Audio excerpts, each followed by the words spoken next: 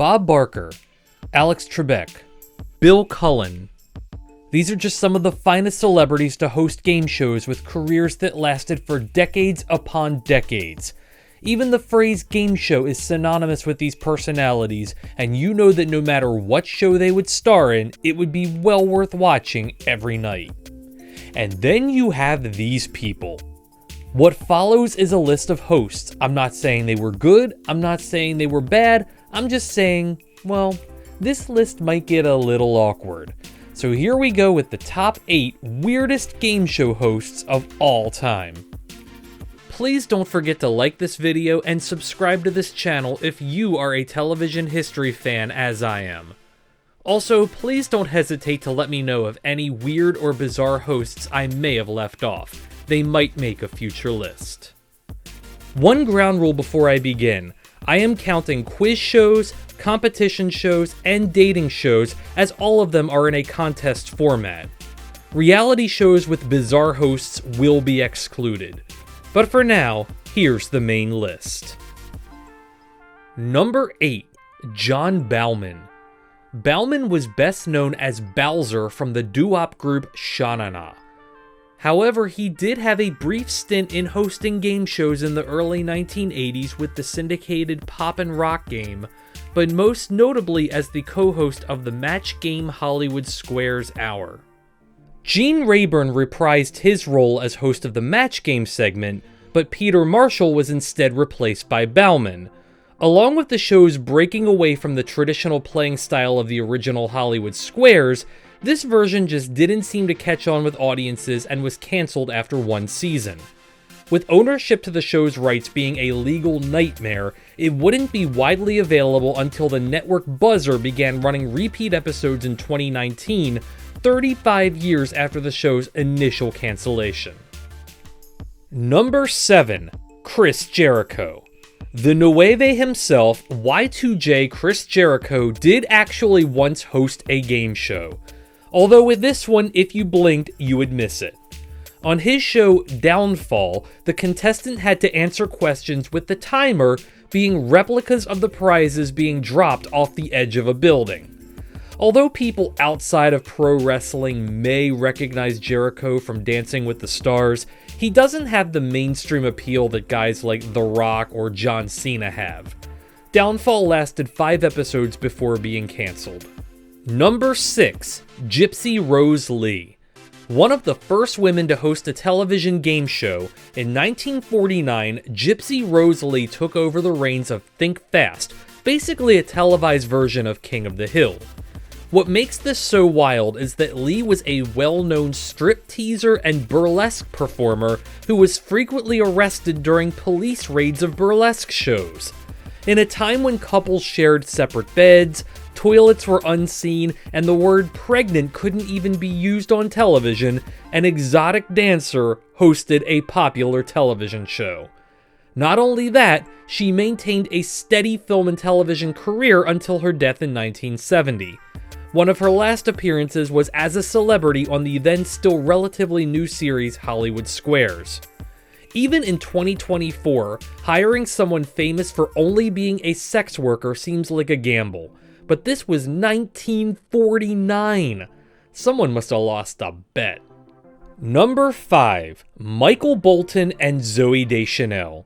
When ABC created the celebrity dating game in 2021, this odd couple was selected to host the show. With no prior experience together on screen, a 27-year age difference between the two of them, and an overall complete lack of chemistry, the experiment of combining an easy-listening veteran like Bolton with a young quirky independent star in Deschanel dropped flat on its face. Celebrity Dating Game was absolutely lambasted by critics and audiences alike. The show stands at a dismal 11% on Rotten Tomatoes and only lasted 8 episodes before ABC decided to focus on other projects. Number 4, Bobcat Goldthwait. The king of the Police Academy sequels, Bobcat Goldthwait hosted his own game show on FX in 1998 called Bobcat's Big Ass Show, and it is one for the books. On this show, contestants played a series of games where winners got to beg for big prizes, and the big-ass losers were embarrassed backstage. The show is very much a product of the time. The fact that this show was created on pure air without the assistance of illegal substances is mind-blowing. Nevertheless, I laughed my ass off researching this show, and it currently stands at a massive 8.1 out of 10 on IMDb. So was Bobcat's big-ass show canceled too soon? Maybe FX made one big-ass mistake. Number 3. Troy Stevens. You Don't Know Jack is the chairman of the board when it comes to computer party games. From its original days on Windows 95 to its current iteration as the Jackbox series, You Don't Know Jack is the king of kings. So of course, in 2001, it was turned into a TV show. Troy Stevens was a character played by actor and comedian Paul Reubens. The show was very confusing and lacked a lot of what made the original computer game so much fun. You Don't Know Jack got the screw attack after only 6 episodes and was quickly knocked off the ABC roster. As for which Paul Reubens character will be more fondly remembered, Pee Wee Herman or Troy Stevens, time will tell. Number 2. Tommy Maitland. In 2017, as one of the many game shows rebooted by ABC for a primetime audience, The Gong Show was hosted by a then unknown British comedian by the name of Tommy Maitland. The first appearance of this newcomer is one of shock when you notice how strange his face is. But after only a few seconds of him speaking did we all realize, wait a second, this is Mike Myers in makeup. Or is it?